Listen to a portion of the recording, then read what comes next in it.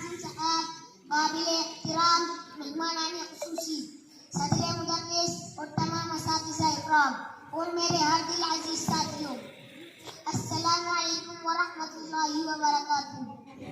मुहतरम सामाईन, हर साल की तरह इस साल भी हमारे मदरसे में यौम आज़ादी का जश्न मनाया जा रहा है।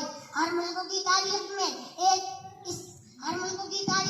कुछ ऐसे अहम दिन और साल होते हैं जिसकी अहमियत पेश नजर कौम उसको याद रखती है। इसी तरह हमारे हिंदुस्तान में 15 अगस्त 1947 का दिन बड़ा अहम है, क्योंकि इसी तारीख को तकरीबन 150 सालों की गुलामी के बाद हमारा हिंदुस्तान आजाद हुआ था।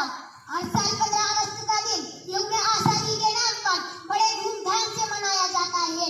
इस दिन की हैसियत एक कवि के गौर की है। आज यौम आज़ादी मनाने के लिए जमा हुए हैं। आज़ादी की लड़ाई में जद्दोजहद किए हुए रहनुमाओं को याद दिलाने वाला दिन है। उस अजीम मुल्क को जिसे सोने की चिड़िया कहा जाता था, अंग्रेजों ने खूब नुकसान पहुंचाया, मगर हमारे बुजुर्गों ने हमारे लिए तवील अरसे तक अंग्रेजों से लड़कर हमारा मुल्क आजाद किया।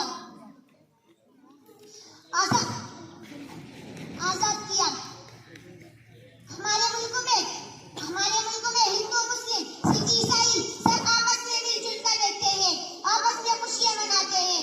मैं अपनी तकरीर को इस शायर के साथ खत्म करता हूँ। हम अपनी जान के दुश्मन को अपनी जान कहते हैं, हम अपनी जान के दुश्मन को अपनी जान कहते हैं, मोहब्बत की इसी मिट्टी को हम हिंदुस्तान कहते हैं। वाह माशाअल्लाह, जज़ाकल्लाह।